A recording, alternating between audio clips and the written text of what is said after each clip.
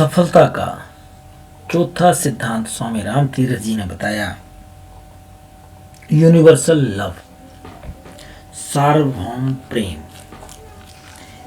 इसी को उन्होंने, जो यूनिवर्सल लव है, इसी को स्वामी जी ने सहकारिता से भी जोड़ा। और आपको पता होगा, जापान को सहकारिताओं का देश भी कहा जाता है। वहाँ कोऑपरेटिव सोसाइटीज बहुत हैं। और स्वामी राम तीर्थ जी ने जापानियों को बहुत बहुत बार बताया कि आप लोग जाने अनजाने में जो सनातन धर्म है उसकी जो सिद्धांत है उनको पालन करते हैं। और एक सबसे बड़ा जो ला सक्सेस का बताया था स्वामी जी ने, वो था सार्वभौम यूनिवर्सल लव। और उन्होंने कहा बांटना, जो प्यार करता है वो शेयर करता है, सबके साथ शेयर करता है। वो किसी के साथ किसी भी तरह का भेदभाव नहीं करता। और उन्होंने कहा ये गुण सफल इंसान, सफलता की कामना करने वाले की बड़ा जरूरी है। यूनिवर्सल लव मतलब मातृत्व का, मां के जैसा प्यार, जैसा अपने बच्चे के लिए वैसा ही सबके लिए। स्वामी जी कहते हैं प्रेम सफलता का एक सर्वोच्च सिद्धांत है। प्यार करोगे प्यार मिलेगा, और यही तो लक्ष्य है। स्वामी जी बताते हैं, एक दृष्टांत देते हैं कि मान लो आपके शरीर में आपका हाथ ये कह दे कि भाई मैं इतनी मेहनत करता हूं और खाता मुंह है, जीभ स्वाद लेती है, मैं कुछ भी नहीं खाऊंगा, ना ही मैं इसको खाने दूंगा, मैं जो भी खाना है मैं पूरे शरीर को ना दे करके अपने आप के लिए चाहता हूँ। जैसा ही यह भाव हाथ के मन में आ गया कि मैं पूरे शरीर को नहीं खिलाऊंगा, मैं तो खुद खाऊंगा, तो कैसे खा सकता है हाथ? अगर ये भाव आ गया तो इसका अर्थ क्या है? हाथ को मरना पड़ेगा। स्वार्थी हो गया हाथ।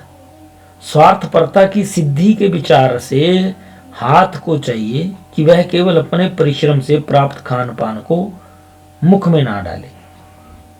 हाथ ये सोच रहा है कि भैया मैं मुंह में नहीं डालूंगा, ठीक है ना, किंतु सब प्रकार के पौष्टिक भोजनों को अपनी ही चमड़ी में भर ले या ठूंस ले।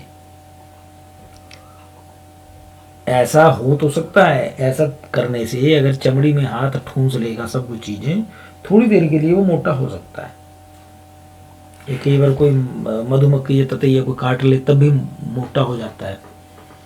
लेकिन ये मोटाई जो हाथ की होगी वो तो थोड़ी समय के लिए रहेगी ना, फिर उसके बाद हाथ को मर जाना पड़ेगा, क्योंकि बाकी शरीर के साथ वो शेयर नहीं कर रहा है। हाथ तभी फल फूल सकता है जब उसे शरीर के और सभी अंगों के आत्मा को अपने आप की एकता का अमली अनुभव हो, समग्र भलाई का विचार उसके मन में हो, तभी हाथ फल फूल सकता है।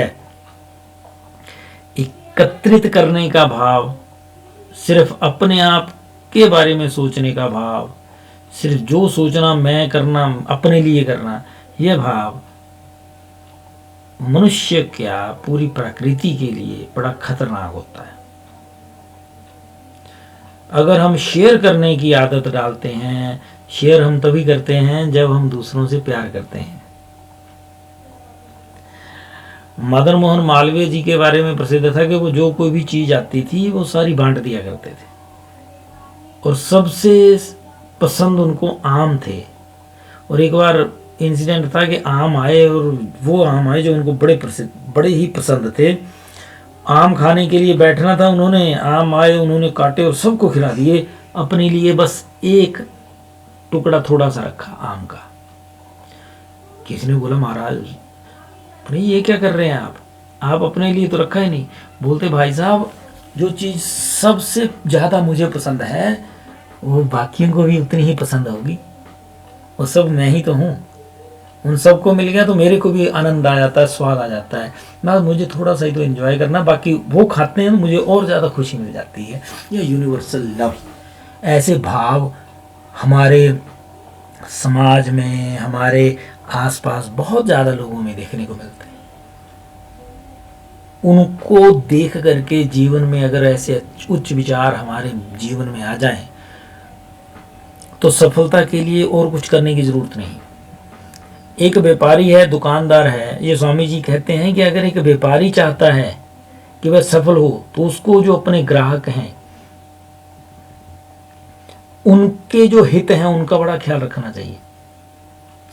व्यापारी को चाहिए कि ग्राहकों के हितों को अपने हितों के समान समझे। अगर वो दुकानदार या व्यापारी सफल होना चाहता है तो जो कस्टमर है उसके हित और अहित दोनों का विचार करके ही कर्म करे, क्योंकि जितना अधिक वो कस्टमर यानी अपने ग्राहक का हित सोचेगा, व्यापारी उतना ही अधिक फलेगा फूलेगा। मतलब अलग कुछ है ही नहीं। जो मेरे लिए अच्छा है वो अगर दूसरे के लिए अच्छा तभी मेरे लिए अच्छा है, यह भाव है। सर्वे भवन्तु सुखिनः, सर्वे सन्तु निरामया, सर्वे भद्राणि पश्यन्तु मां कश्चित् दुःख भाग् भवेत्। ये भाव। भारत माता की जय।